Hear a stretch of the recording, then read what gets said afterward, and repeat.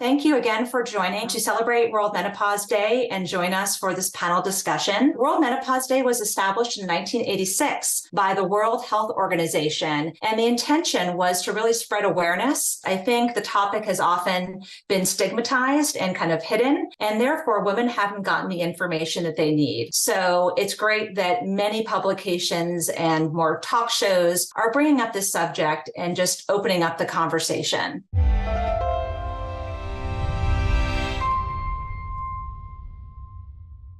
I hope you've all been waiting for our section on sex and intimacy.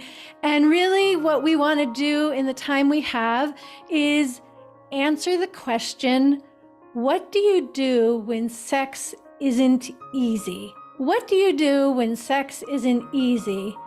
During perimenopause, menopause, really, that's a question that comes up all the time. But what do you do when sex isn't easy? Andrea Freeman, who's here beside me, is a pelvic floor therapist, and she's going to answer that question as it pertains to the body. I'm a relationship and intimacy coach, and I'm going to answer it as it pertains to your relationship.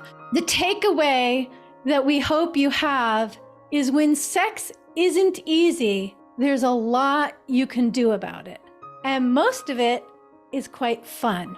So the research is very clear that women, our sexuality doesn't peak until we're in our 60s or 70s. That's what the research says. It's obviously not what a lot of people's experience is, but I want to say I actually just coached a client last week. I had coached her a few years ago and we hadn't been in contact for 3 years, and she booked another session and she started the conversation by saying, I'm 72 years old and I am having the best sex of my life because I am working with what we addressed in the coaching earlier. So again, if sex isn't easy, meaning if sex isn't pleasurable, there is so much that you can do about it.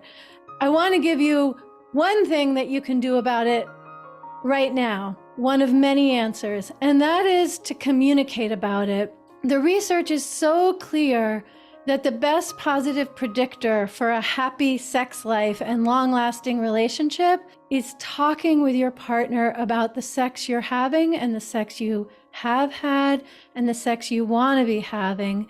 I actually do a lot of education on how to have those conversations well, and the main thing I want to squeeze in this moment is talk with kindness towards one another. And I want to really emphasize that this may not be true in your relationship, and I'm going to speak heteronormatively for a moment, but in society in general, when men have erectile dysfunction, they can't maintain an erection, both men and women tend to think it's the woman's fault. And when a woman isn't having the orgasm she used to have or she wants to have, we also think it's her fault. So notice your thinking, communicate, and if it's not fantastic, just know there's a great deal you can do about it.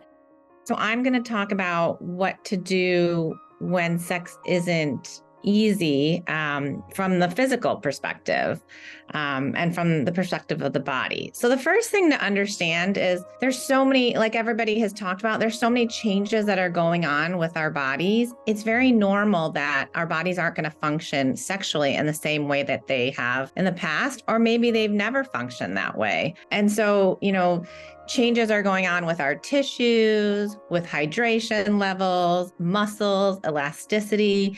So it's normal that this will impact your ability to, even want to participate in sex or have sex.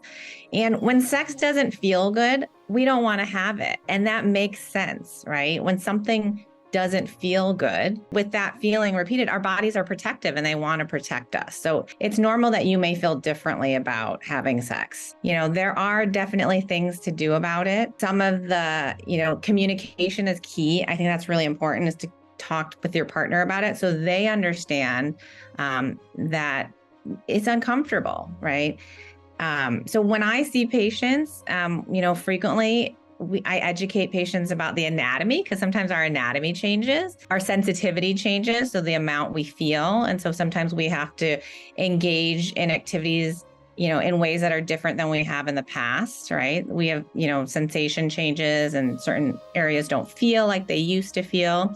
So I help to explore, kind of assess where are we in that, and how are the muscles responding. If muscles tighten up, that may be a contributing factor to discomfort with intercourse. So I work a lot on, we talk about relaxation and breathing and positioning. Those are all key things that can impact your experience. Tissue mobility. So sometimes, we talk about the importance of movement, right? And so movement, and sometimes it involves getting a toy, right? And sometimes we want to, sometimes it's using our hands to explore. Sometimes it's getting the tissues used to touch in different ways. And then sometimes it involves, using a toy to kind of push muscles in different ways to get it used to touch. And it's all a normal nervous system response, right? To have hesitation or discomfort around it. So, we want to help to mitigate some of these things by giving you solutions, to open your mind to different